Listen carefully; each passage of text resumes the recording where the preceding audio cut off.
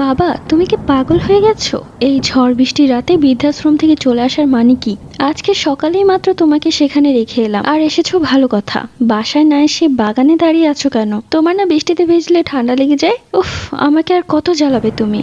কবে নিজের খেয়াল রাখা শিখবে? একটানা কথাগুলো বলে গেলাম বাবাকে উদ্দেশ্য করে। বাবা আমার কথায় কোনো কর্ণপাত না করে উল্টো দিকে হাঁটা শুরু করলো। আমি পেছন থেকে বললাম, আবার কোথায় যাচ্ছ? এখন আপাতত বাসায় আসো, কাল সকালে আমি অফিসে যাওয়ার পথে তোমাকে আশ্রমে নামিয়ে দিব।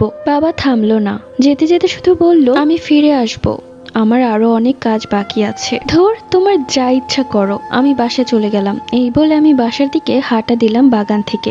আমি রাব্বি, আমার স্ত্রী শায়লা, দুজনেই চাকরিজীবী হওয়ায় বাবার খেয়াল রাখার মতো কেউ নেই। মা মারা গেছে কয়েক বছর আগে, তাই শায়লার কথা মতো শহরের সবচেয়ে ভালো বৃদ্ধাশ্রমে রেখে আসলাম বাবাকে। বাবা অবশ্য রাজি ছিল না, এক প্রকার ধমক দিয়ে রেখে আসলাম আজকে সকালবেলা। কিন্তু রাত না হতেই তিনি বাসায় চলে এসেছে, তাও আবার এমন ঝড় তুফানের ভেতর। তাই রাগ করে আর তাকে ফিরালাম না, যেদিকে যাওয়ার যাক, একটু পরে যাওয়ার জায়গা না পেয়ে বাসায় ফিরে আসবে। রুমে ঢুকে দেখলাম শায়লা নাক ডেকে ঘুমাচ্ছে। আমি তাওয়াল দিয়ে মাথা মুছতে মুছতে ফোনটা হাতে নিয়ে দেখলাম বৃদ্ধাশ্রম থেকে 5টা মিসড কল। মনে হয় বাবাকে সেখানে না পেয়ে কল দিয়েছিল।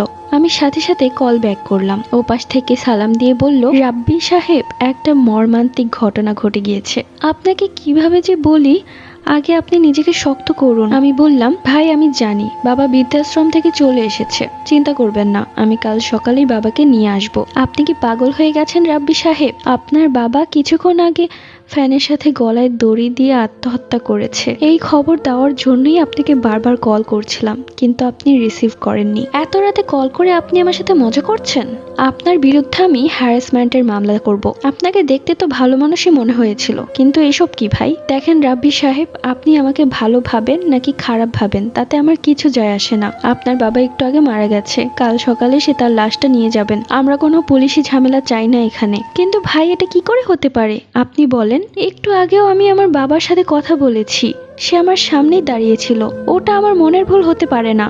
কাল সকালে সে যখন তার লাশ দেখতে পাবেন তখন বিশ্বাস হবে আপনার। নেশা টেশা করে আবোল তাবোল বলছেন। আপনাদের মতো বড় লোকদের ভালো করেই চেনা আছে আমার। এই বলে ফোনটা রেখে দিল উপাস থেকে।